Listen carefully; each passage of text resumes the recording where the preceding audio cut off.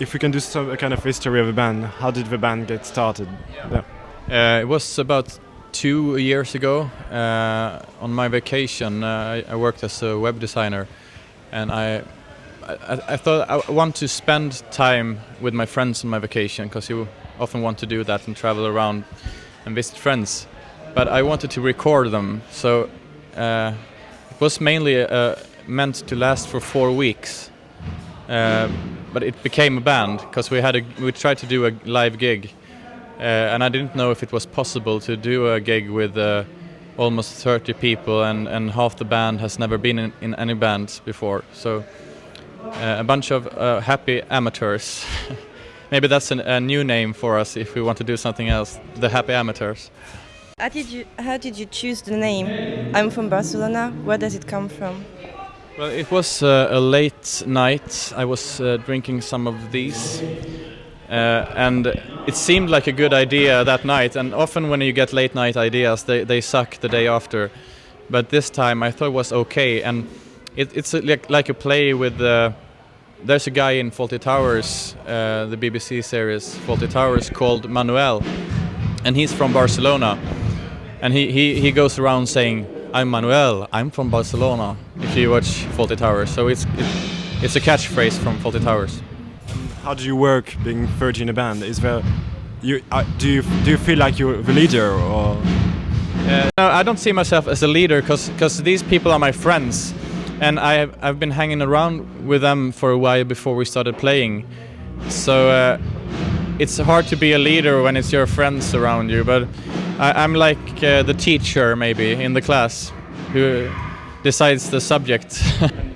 Are you going to accept new members? Is it a project that can go on? Yeah, sometimes because when we play, there has to be like a different lineup every time, because everybody has a daytime job. So sometimes we're 14 and the trumpet guy maybe isn't able to come. So I choose another friend that plays trumpet. So we shift around a bit, but it's mainly the same people. But it's like a different lineup every time. And tonight it's a special night because it's the last gig this year, because we are recording new material. So this is the last live gig this year. So it's like the big final gig with almost everybody in the band made it. So we're 25 today, and it will be huge and a lot of confetti. Yeah, a lot. Do you have special memories about your concerts in France? Yeah, actually, our most special memories is from France, because I don't know why, but it seems like you in France likes us the most. We have sold most records here in France, and we're much more popular here than in Sweden. So that's strange, but that makes us like the country as well, because we get treated so nice when we come here, and the audience is always in a very good mood and likes to sing along. And so it was very special to play. We did La Cigale, and it was an amazing night. I was down on the floor singing with the audience, and you could feel the whole floor bouncing up and down. And I know that some people in the band said after the gig, "I'm ready to die now." Do you feel connected to the Swedish music scene, because it's very creative and there's lots of new bands? Do you feel connected to that? There's a lot of good bands, but it's hard to feel connected because if you don't live in Stockholm, in Sweden, there is no scene, and the only scene is like in Stockholm and maybe Malmö. But we live in a small town, and so I don't know the other bands in Sweden much. So I don't think we feel like a part of a scene in that way. But I'm glad that there's a lot of creativity going on in Sweden, because it's a small country, and for being such a small country, there's a lot of music, and that's good. People say that your music sounds like architecture in Helsinki. So do you like the comparison? Is it a compliment for you? Well, actually, when they said that the first time, I hadn't heard architecture in Helsinki, so I had to Google them and listen to them, and I like a lot of the songs, so I feel flattered about that. And you became famous thanks to your video clips on YouTube and thanks to MySpace. How do you feel about all the changes in music in the last few years? I think it's brilliant. Sometimes you need like a revolution to change things, and it's like the whole internet thing has turned the whole, as you know, the whole industry upside down, and sometimes you have to tear things apart to build them up again. And I think you will always have people making music. Music will never end, so I don't see a problem, really. There's a song in your album called Jenny about the Eiffel Tower in Paris. So could you tell us about this song? Yeah, maybe I'm mentioning the Eiffel Tower. I went up once in the tower, and I think it's a bit more romantic in the song than it was in reality, because you had to stand in a queue with a lot of Germans and other Swedes and Japanese people, and all so excited to go up in the tower, and it took like 2 or 3 hours. And when I got up there, I had already seen it on images before, so it was too much waiting. But I don't know. It's the song is like a dream about a goldfish, and I don't know why we ended up in France in the song, but. Tonight, I think it was a good choice that we ended up here.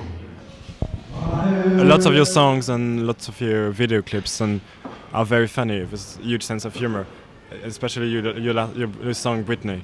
How, do you think it's connected to the fact that you're 30 really good friends doing music together, or would you be able to play some very nostalgic and melancholic songs? Actually, I used to be very melancholy. I have done like my former band was a 3-piece band who played very slow and moody songs, and so this is the first time I play like happy music, and it was I hadn't like seen an audience singing along before, and that was amazing the first time I experienced that. And when you play this kind of music, there's something for the audience to do. If you play slow, melancholy songs, you can really just stand like this and listen and think about how much your life sucks. And when we play, it's more like having a good time together, everybody and the audience as well. Audiences from different countries react differently if there's a funny song go. Actually, I'm surprised that we're all humans and it doesn't matter where we are. The audience is like a bunch of partying, happy people, and it's quite similar wherever you go. Do people in Barcelona like the band? Have you ever played in Barcelona? Yeah. We went to Barcelona. It was our first gig abroad, outside of Sweden. And we played the Primavera Sound Festival. And we were a freak show there. They didn't know what it was about, you know. You're not from Barcelona. And when he asked me, like, why the name? I'm from Barcelona. Is it because you love the city so much? So I had to tell them that it was my first time in Barcelona, and it was from Fawlty Towers. And when I told them that the name was from Manuel in Fawlty Towers, they said, no, he's not from Barcelona, he's from Mexico, because they have changed it. So in Spain, he's from Mexico, so it was a big confusion there. So what's gonna happen next? Are you already working on new songs, on a new album? Yeah, we're working on new songs right now and trying to see what direction it will lead into. But I think we'll follow the most natural thing, because if you compare our live show now, 2 years later, with the album, I think it's a lot of more. It's heavier live, and it's more punk rock. So I think we'll try to go in that direction, more energy, even more of everything. So we'll see. But I think it will be it won't be like a copy-paste version of the first album. It will be something different.